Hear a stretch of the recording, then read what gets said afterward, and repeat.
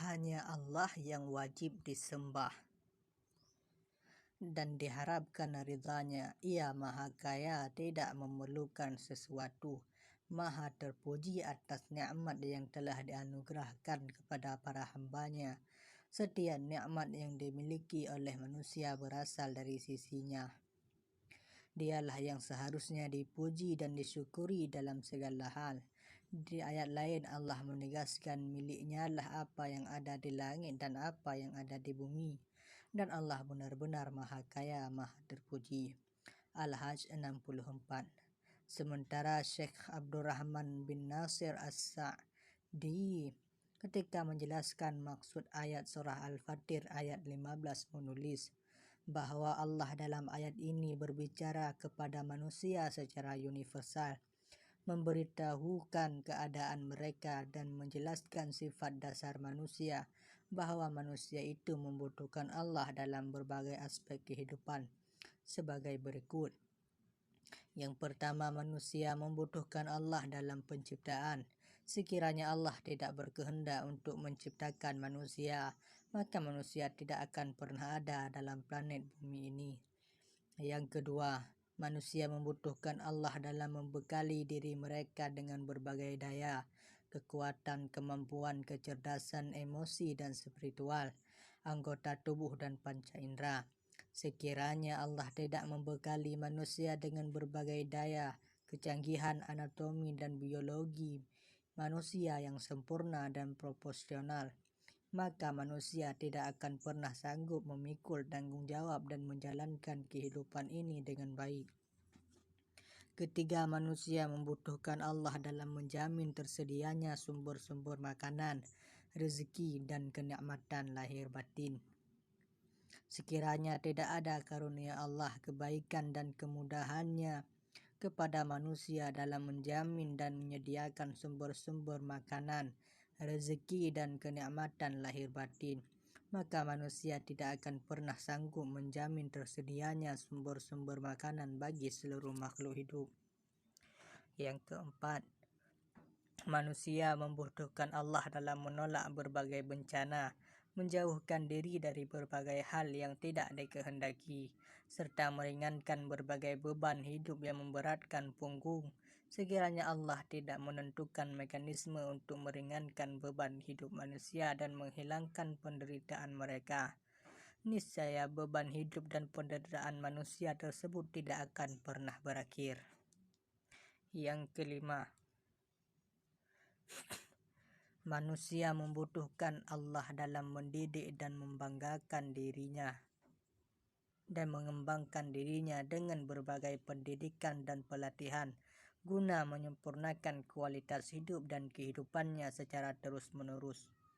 Yang keenam, manusia membutuhkan bimbingan Allah dalam mengorientasikan dirinya menjadi manusia yang bertuhan, mencintai Tuhannya, serta menggerakkan dirinya untuk beribadah hanya kepada Allah dengan penuh keikhlasan. Sekiranya Allah tidak memberikan taufik dan hidayahnya kepada seseorang di antara manusia, niscaya manusia akan mengalami krisis kemanusiaan yang dahsyat. Jiwa, kalbu, suasana hati, mental, dan spiritualnya menjadi rusak dan akan membawanya kepada kenestapaan hidup dunia dan akhirat. Ketujuh, manusia membutuhkan pengajaran langsung dari Allah tentang segala sesuatu di dalam hidup ini yang tidak sanggup diketahuinya secara pasti oleh akal dan fikiran mereka. Manusia pun membutuhkan Allah untuk bisa menggerakkan hatinya guna melakukan perbuatan yang akan mendatangkan kemaslahatan bagi sesama manusia. Sekiranya hidup manusia mengalir tanpa pengajaran langsung dari Allah yang mengarahkannya untuk melakukan berbagai kemaslahatan bagi sesama manusia, niscaya manusia tersebut tidak akan pernah mendapatkan kearifan dalam hidup ini. Sekiranya hidup manusia mengalir tanpa taufik dan hidayahnya, niscaya ia akan menjalani hidup dengan kegelapan ruhani hingga tidak akan sanggup memperbaiki kualitas perbuatannya bagi kemaslahatan dirinya sekalipun. Yang kedelapan, manusia membutuhkan Allah untuk menemukan makna hidup dalam segala keadaan. baik dalam keadaan menyadari kebutuhannya kepada Allah maupun dalam keadaan tidak menyadarinya. Orang yang mendapat taufik dari Allah senantiasa melihat dirinya dalam keadaan membutuhkan Allah dalam segala keadaan, baik berkenaan dengan urusan dunia maupun agama. Manusia yang menyadari kebutuhannya kepada Allah akan senantiasa rendah hati, selalu memohon kepada Allah agar dirinya tidak melupakan Tuhan walaupun sekejap mata. Menolong orang yang kembali kepada Allah dalam semua aspek kehidupan, serta menyadari setiap waktu bahawa sikap ini sepenuhnya atas pertolongan Allah yang lebih sayang kepada manusia, melebihi kasih sayang seorang ibu terhadap anak-anaknya. Sementara itu Ibnu Katsir tentang surah Al-Fatir ayat 15 di atas menjelaskan bahawa Allah Maha Kaya tidak membutuhkan sesuatu dari selainnya, dan sesungguhnya seluruh makhluk membutuhkan Allah dan merendah di hadapan keagungannya. Maka Allah pun berfirman, wahai manusia, kamu sekalian membutuhkan Allah. Dalam pengertian seluruh manusia secara universal membutuhkan Allah dalam gerak dan diam, sedangkan Allah Maha Kaya secara mutlak dan absolut. Maka Allah pun menegaskan, dan Allah dialah yang Maha Kaya, tidak membutuhkan sesuatu, lagi Maha terpuji. Fatir 15. Di dalam kesendiriannya Maha Kaya, tidak ada sekutu baginya. Dia Maha terpuji dalam semua yang dilakukan, ditetapkan, ditakdirkan, dan disyariatkannya.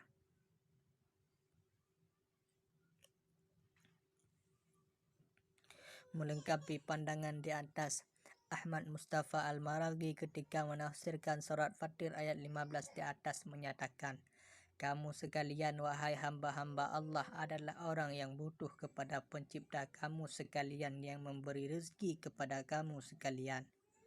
Maka hanya kepadanya lah kamu sekalian beribadah, dan hanya keridhaannya lah yang kamu usahakan dalam hidup ini.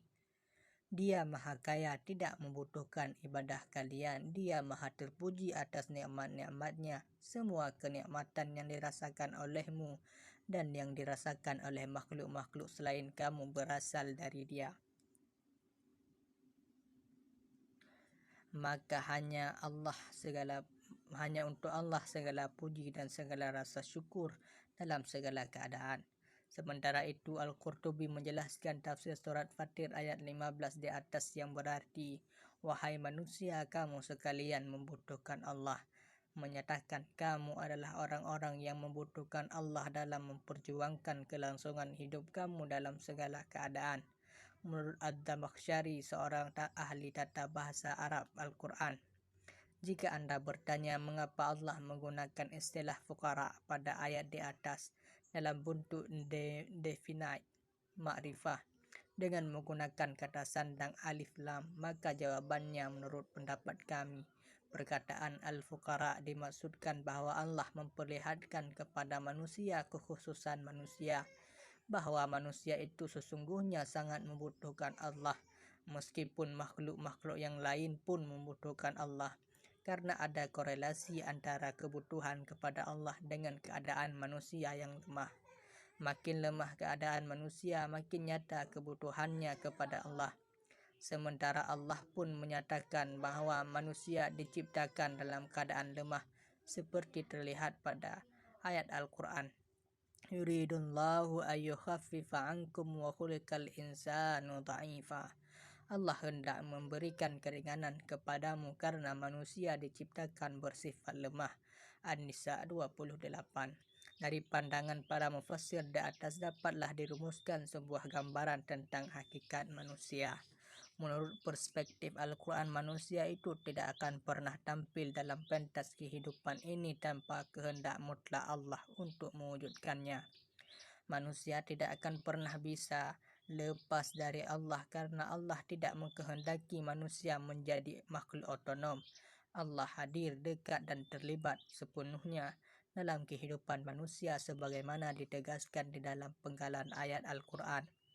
Allahu la ilaha illa huwal hayyul qayyum la ta'khudhuhu sinatu wa la naum.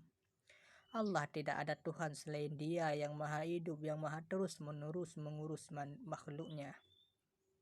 Tidak mengantuk dan tidak tidur. Al-Baqarah 255.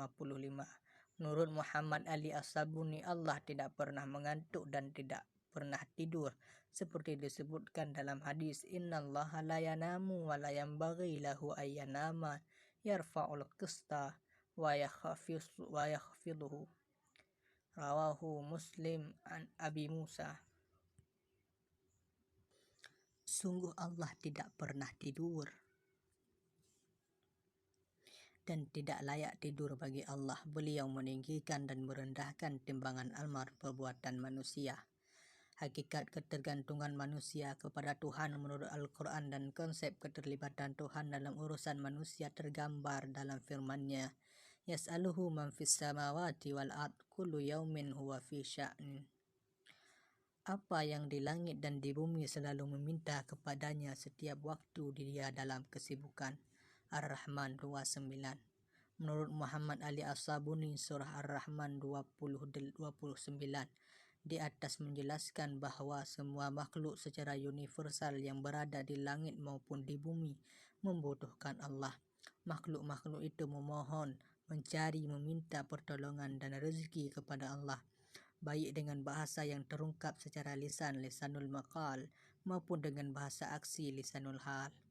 Setiap detik Allah dalam kesibukannya tentang berbagai urusan makhluk senantiasa mengampuni dosa hamba-hamba, meringankan beban penderitaan manusia, meninggikan harkat dan martabat sekelompok manusia, serta merendahkan harkat dan martabat sekelompok manusia yang lain. Konsep Tuhan menurut perspektif Al-Quran tidak seperti konsep Tuhan yang digambarkan aliran filsafat deisme yang meyakini bahwa Tuhan ada dan manusia itu ciptaan Tuhan. Tetapi Tuhan telah membekali manusia dengan akal budi dan hati nurani sehingga manusia menjadi makhluk otonom, tidak perlu berdoa dan tidak tergantung kepada Tuhan. Manusia bisa mengembangkan akal budinya untuk menciptakan kebudayaan, mengembangkan sains dan menciptakan teknologi guna memudahkan hidup dan kehidupannya. Konsep Tuhan kaum deisme memiliki kemiripan dengan konsep Tuhan aliran Mu'tazilah. Dalam pandangan Mu'tazilah, perbuatan manusia ditentukan oleh manusia sendiri. Tuhan menciptakan manusia dan membekalinya dengan akal dan nurani. Manusia dalam konsep Mu'tazilah adalah makhluk otonom, memiliki kebebasan untuk bertindak dan kebebasan untuk memilih.